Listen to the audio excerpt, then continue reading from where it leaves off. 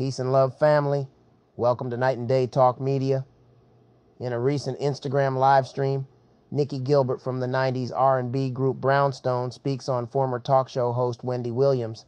She speaks on Wendy's new documentary and the fact how Wendy is going through this situation after putting in work for 3 decades and not having ownership over her content and much more. Speaking up about the injustices, the lack of equity, the lack of opportunity, the flat out disrespect of Black people, Black women in particular.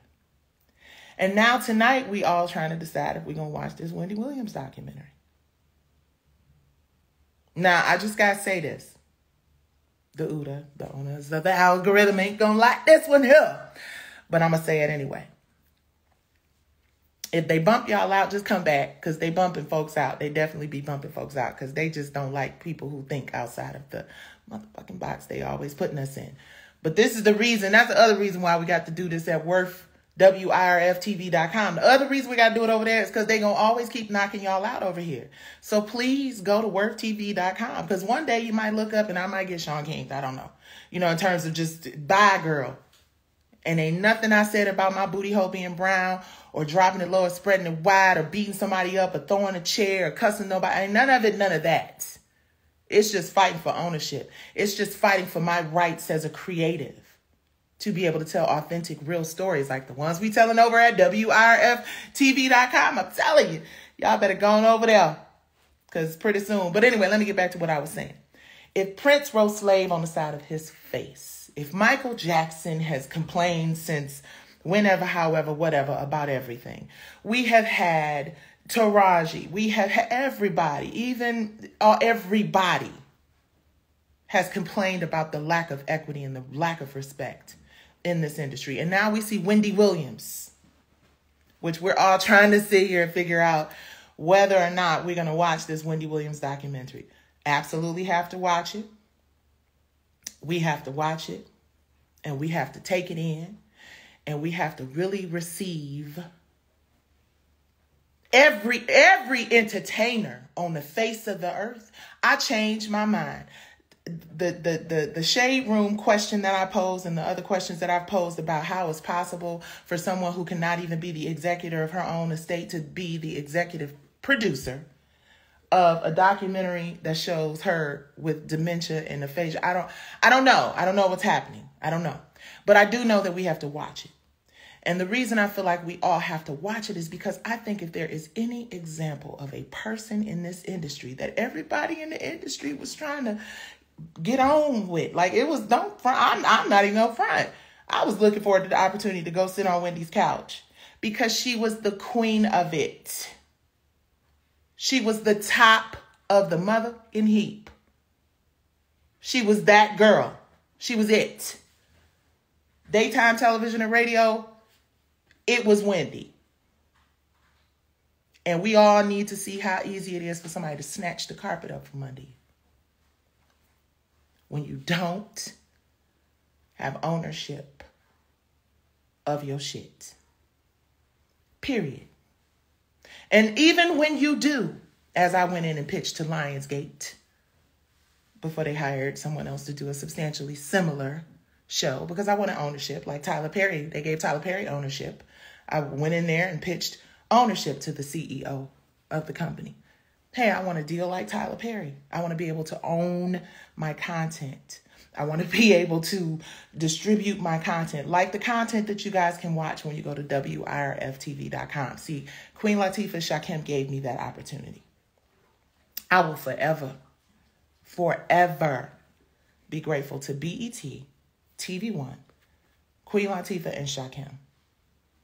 Because From the Bottom Up, which is a series you can watch the first season of, is the first bit of content that I actually had distributed. The same year that I pitched the ownership situation with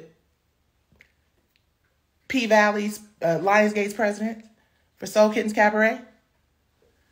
The same time I pitched the head of Lionsgate for the same kind of deal Tyler Perry got, I went and did that deal with BET, with Queen Latifah and Shakim, because they blessed me with that opportunity. They allowed me to have co-ownership of a show that I created.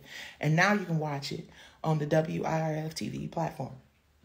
Season 1 this month, season 2 next month, season 3 the month after that, on our platform. Because not having ownership means that you end up like Wendy Williams. And that's crazy as hell to say, because she was the top of the heap. Now you can go on and you can say, well, she did this and she talked about this person and she did that and she woo, woo, woo, woo. But that lady did her thing to have eyeballs glued to the screen every single day. She generated so much wealth, so much employment.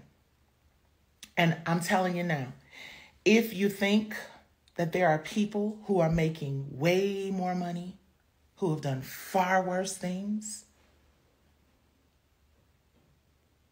are you kidding me? We pick out a black woman who is clearly having a very difficult period in her life.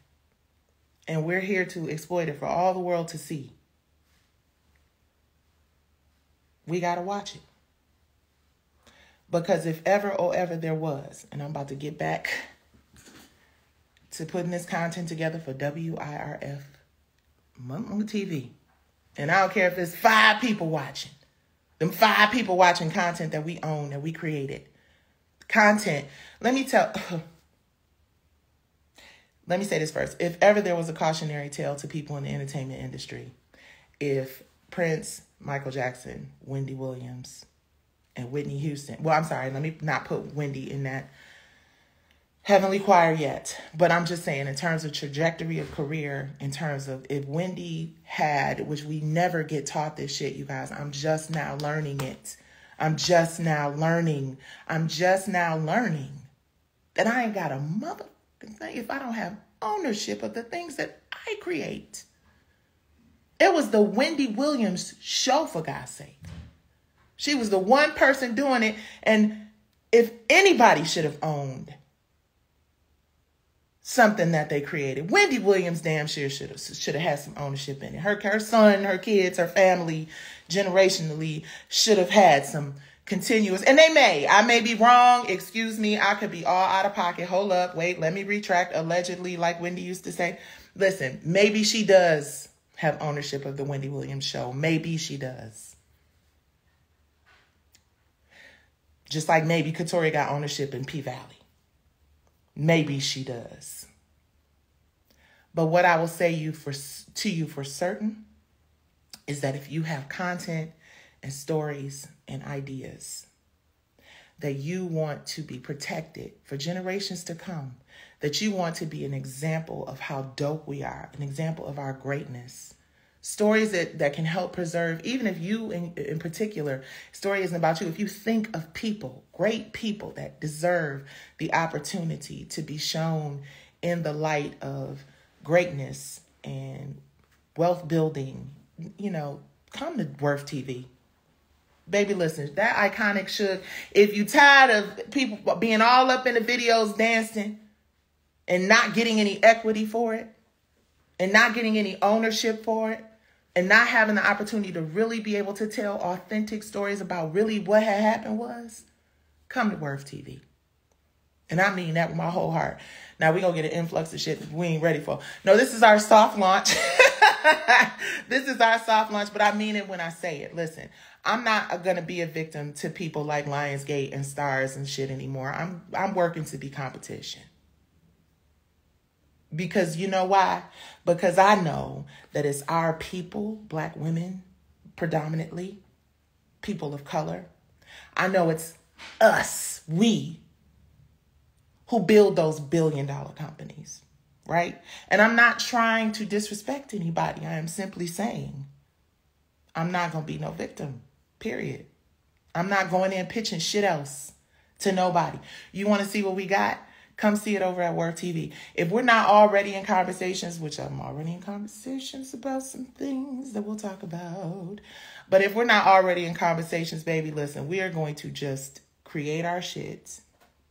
We're going to put it on our streaming platform that y'all, our people, y'all are going to go and register for because it's worth it. Right?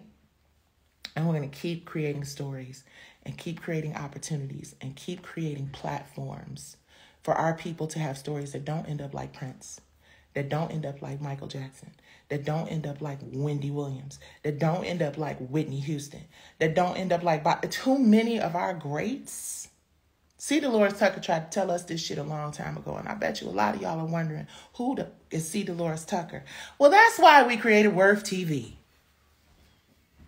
Because if you don't know who C. Dolores Tucker is and you subscribe to Worth TV, you're going to damn sure find out. What's up, y'all? It's Naturi Naughton, aka Tasha from Power. Want to make sure y'all go head over to nightanddaynetmarket.com. Get you some melanin merch, t-shirts, shoes, bags, jewelry, anything you can think of. It's going to be dope.